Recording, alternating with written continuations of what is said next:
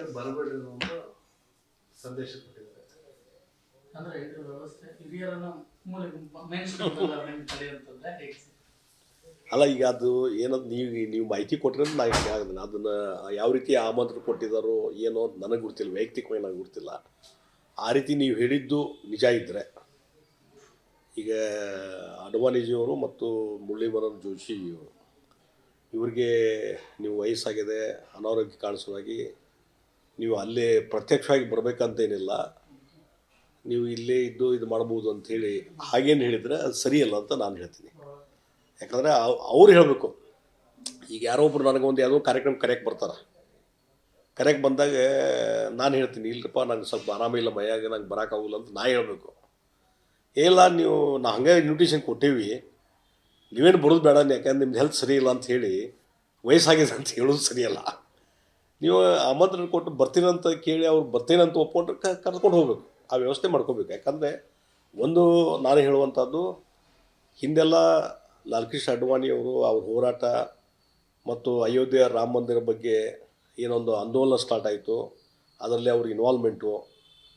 ಮತ್ತು ಆವಾಗ ನಾನು ಬಿ ಜೆ ಪಿಯಲ್ಲಿ ಇದ್ದಂಥ ಸಂದರ್ಭದಲ್ಲಿ 91 ಸುಮಾರು ಇಲ್ಲಿ ಹುಬ್ಳಿಯಲ್ಲಿ ಅವ್ರು ಬಂದಿದ್ದರು ಅಡ್ವಾಣಿಯವರು. ಆ ಒಂದು ಅಯೋಧ್ಯೆ ವಿಷಯವಾಗಿ ಏನೊಂದು ಇಲ್ಲಿ ಸಾರ್ವಜನಿಕ ಸಮಾರಂಭ ಆಯಿತು, ಅದು ಕಂಪ್ಲೀಟು ಸ್ಟೇಜ್ ಮ್ಯಾನೇಜ್ಮೆಂಟ್ ನಾನೇ ಮಾಡಿದ್ದೆ ಅವ್ರು 91ರಲ್ಲಿ, ನಾನು 91ರಲ್ಲಿ. ಈಗ ಇವತ್ತು ನೆನಪಿದೆ. ಅಂದರೆ ಇಡೀ ರಾಷ್ಟ್ರದಲ್ಲಿ ಒಂದು ಜಾಗೃತಿ ಮಾಡುವಂಥ ಕೆಲಸವನ್ನು ಯಾರಾದರೂ ಮಾಡಿದರೆ ಅಯೋಧ್ಯೆ ಬಗ್ಗೆ, ರಾಮ ಮಂದಿರ ಬಗ್ಗೆ, ಅದು ಲಾಲ್ ಕೃಷ್ಣ ಅಡ್ವಾಣಿಯವರು. ಹೀಗಾಗಿ ಈಗ ರಾಮ ಮಂದಿರ ನಿರ್ಮಾಣ ಆಗಿದೆ.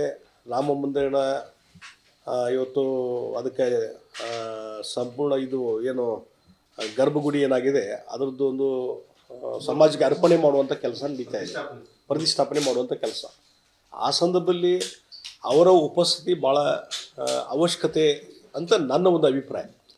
ಈಗ ಆ ರೀತಿ ಅವರಿಗೆ ನೀವು ಬರಬೇಡ್ರಿ ಅಂತ ಹೇಳಿದಾರ ಅಂತಂದರೆ ಅದು ಸರಿಯಾದಂಥ ಥಿಂಕಿಂಗ್ ಅಲ್ಲ ಅಂತ ನಾನು ಹೇಳ್ತೀನಿ.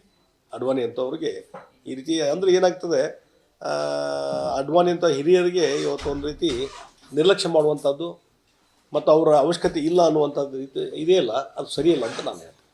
ಅಲ್ಲ, ಹಿರಿಯ ನಾಯಕರನ್ನ ಅಂದರೆ ಒಟ್ಟ ಮೂಲೆ ಗುಂಪು ಮಾಡ್ಕೊಂತ ಹೋಗ್ತಾರೆ ಈ ರೀತಿ. ಅಲ್ಲಿ ಈ ಮೂಲೆ ಗುಂಪು ಮಾಡೇ ಬಿಟ್ರಲ್ಲ. ಇನ್ನು ಮುಂದೆ ಮಾಡೋದು ಏನು ಉಳಿದೈತಿ. ಈಗ ಅಡ್ವಾಣಿಜಿಯವ್ರಿಗೆ 75 ವಯಸ್ಸಾಗಿದೆ, 80 ವಯಸ್ಸಾಗಿದೆ ಅಂತೇಳಿ ಅವ್ರಿಗೆ MP ಟಿಕೆಟ್ ಕೊಡಲಾರ್ದೇ ಅವ್ರಿಗೆ ಮೂಲ ಗುಂಪು ಮಾಡುವಂಥದ್ದು ಈಗಾಗಲೇ ಆಗಿಬಿಟ್ಟಿದ್ದಲ್ಲ. ಮತ್ತು ಹೊಸದಾಗಿ ಮೂಲ ಗುಂಪು ಮಾಡೋದು ಏನು ಉಳಿದೋದು ಈಗ? ಸರ್, ಈಗ ಇವ್ರು ಮೋದಿ ಅವ್ರಿಗೂ ಸಹ ಹೆಚ್ಚು ಕಡಿಮೆ ನಾಳೆ ಎಲೆಕ್ಷನ್ ಮುಗಿತಂದ್ರೆ ಅವ್ರಿಗೂ 75 ಆಗ್ತದೆ. ಈಗ ನೋಡ್ರಿ, ಅದು ಅವರೇನು ರಿಸ್ಟ್ರಿಕ್ಷನ್ ಹಾಕೊಂಡಿದ್ರೆ ಅವ್ರಿಗೆ ಬಿಟ್ಟಂಥ ವಿಚಾರ. ನಾ ಅದ್ರ ಬಗ್ಗೆ ಏನು, ಯಾಕಂದರೆ ಅದು ಭಾರತೀಯ ಜನತಾ ಪಾರ್ಟಿ ಪ್ರಧಾನಮಂತ್ರಿಗಳಿದ್ದಾರೆ, ಈಗ ಅವ್ರ ಬಗ್ಗೆ ನಾ ಯಾಕೆ ಕಮೆಂಟ್ ಮಾಡೋಕೆ ಹೋಗಲಿ. ಅನುಕ್ಷಣದ ಸುದ್ದಿಗಳಿಗಾಗಿ ವಿಸ್ತಾರ ನ್ಯೂಸ್ ಯೂಟ್ಯೂಬ್ ಚಾನೆಲ್ ಸಬ್ಸ್ಕ್ರೈಬ್ ಮಾಡಿ. ಹೊಸ ಸುದ್ದಿಗಳ ನೋಟಿಫಿಕೇಶನ್ಗಾಗಿ ಬೆಲ್ ಐಕಾನ್ ಕ್ಲಿಕ್ ಮಾಡಿ. ಲೇಟೆಸ್ಟ್ ಅಪ್ಡೇಟ್ಸ್ಗಾಗಿ www.vistaranews.com ವೆಬ್ಸೈಟ್ಗೆ ವಿಸಿಟ್ ಮಾಡಿ.